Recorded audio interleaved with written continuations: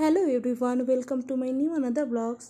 আর এখানে আমার দিদি সকাল সকালেই রেডি হচ্ছিল, কারণ সেদিন ছিল ওর রেজিস্ট্রি, কিন্তু সার্ভার ডাউন থাকায় সেদিন আর কি রেজিস্ট্রিটা হয়নি, সেটা পরে হয়েছিল।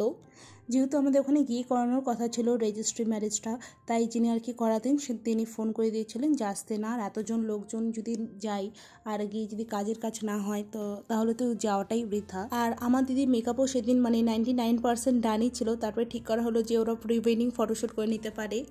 আর ফটোগ্রাফার ভাইদেরকে আগের থেকেই বলা হয়েছিল, কি ওরা যদি রেজিস্টার করতে যেত তো ওখানে আর কি ফটো তুলতো, তারপর ওদেরকে আর কি এখানেও ডাকা হয়, তো ওরা চলেও আসে। আর আমরা যাই হচ্ছে গাজল ডোবায়, আর ওখান থেকে আবার জামাইবাবু মনোজিৎ দা আর দুটা ভাই আর কি ফটোগ্রাফার, ওরাও আর কি চলে আসে।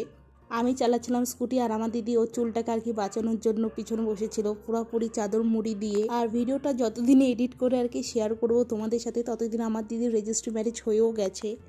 আর এই হচ্ছে গাজলডোবার নতুন ব্রিজ, তোমরা হয়তো হালকা পাতলা একটু দেখতে পেলে। আর এখন একটু চলে এলাম ভোরের আলোর এদিকে, আমরা ফটোশ্যুটটা ভোরের আলোর এদিকেই করেছিলাম। এইখানে দাঁড়িয়ে কিছুক্ষণ ওয়েট করছিলাম, কারণ মনোজিৎ দ্বারা ছিল অন্য একটা জায়গায়। আর এই হলো গাজলডোবার ব্রিজ। আমি অনেক বছর পরে এলাম, ব্রিজটা উদ্বোধন হওয়ার পরেই তো এলাম, এর আগে একবারই এসেছিলাম।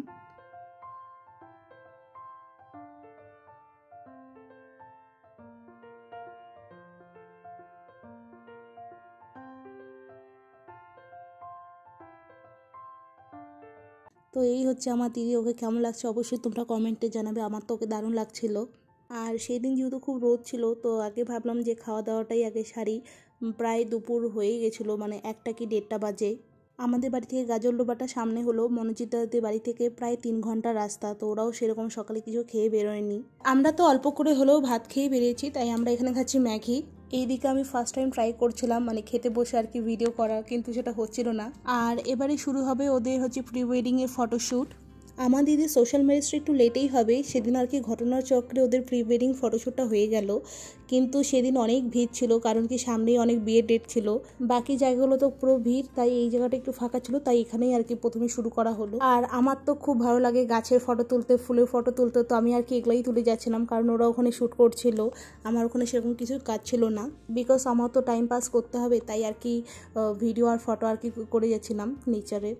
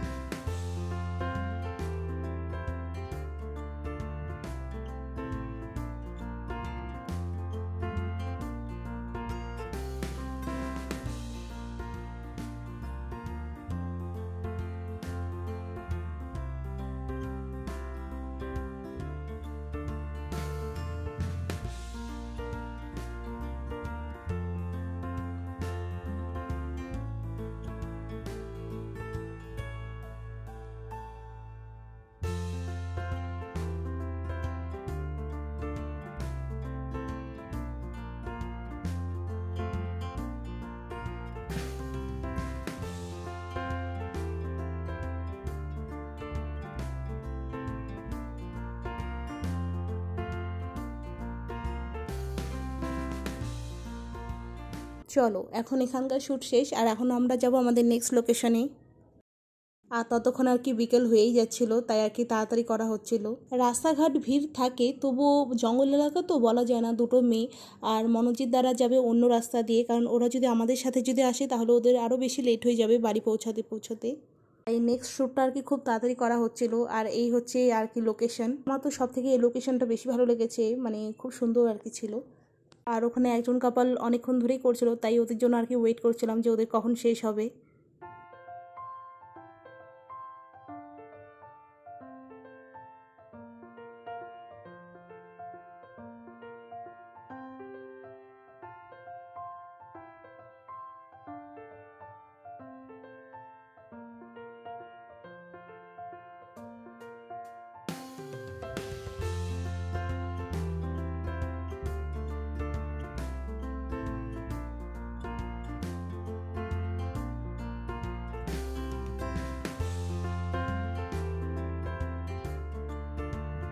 মাঝে মাঝে এরকম জায়গায় এসে রিল্যাক্স করতেও খুব ভালো লাগে। আর ফাইনালি আমার দিদিদের শ্যুট আর কি শুরু হলো।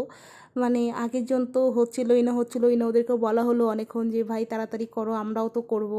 আর এখানে দেখো খুব সুন্দর নৌকা, আমার তো মানে খুব দেখেই ভালো লাগলো, মানে কখন আর কি চড়বো ওটাই আর কি ভাবছিলাম। তো এরপরে শ্যুটটা নৌকাতেই হওয়ার কথা ছিল, কিন্তু ওটা হয়নি, যেহেতু একদম সন্ধ্যা লেগে গিয়েছিলো আর আমাদের বাড়িও যেতে হতো তাড়াতাড়ি। আমার মা আর কি ফোন করছিল, মাও আর কি টেনশন করছিল যে কখন আসবো, মানে কি ফাঁকা রাস্তা তো, অনেক সময় ফাঁকা থাকে অনেক সময় ভিড় থাকে, ম্যাক্সিমাম টাইমই ফাঁকাই থাকে, তাই তাড়াতাড়ি আয় আয় এটাই আর কি বলে যাচ্ছিলো। এরপর চলে আসি নৌকার মধ্যে আর কি ফটো ভিডিও তুলতে, কিন্তু ততক্ষণে প্রায় সন্ধ্যা লেগেই যাচ্ছিল। তো ওরা তারপরে বললো যে তুলবেই না, কারণ কি ভিডিও সেরকম ভালো আসবে না। তো ওরা আর কি নদীর ধারে বসেই ফটো আর ভিডিও করছিল। তো একটা কথাই বলবো, আমাদের শিলিগুড়িতে আশেপাশে মানে ঘোরার মতো অনেক ভালোই কিন্তু জায়গা রয়েছে, মানে পাশে এরকম একটা জায়গা গাজলডোবার মতো, তারপরে আবার পাহাড়, মানে 1 ঘন্টা সব আর কি দূরত্ব। তো এইভাবেই আমাদের আর কি দিনটা শেষ হলো ফটোশ্যুট দিয়ে। আর তখন ওদের আর কি ফটোশ্যুট এই বসে এখানে আর কি চলছিল। আর এখন বাড়ি যাওয়ার পথে, আর বাড়ি যাওয়ার সময় আমরা চিংড়ি চপ খেয়েছিলাম, যেটা আমার বাড়িতে এসে খুব আর কি গ্যাস হয়ে গেছিলো। আমি তো আর নেক্সট টাইম সেরকমভাবে খাবো না, এটাই আর কি ভাবছি। আর এই হচ্ছে গাজলডোবা ব্রিজ। আর ভিডিওটা যদি তোমাদের ভালো লেগে থাকে তাহলে অবশ্যই do like, share, subscribe. Thanks for watching.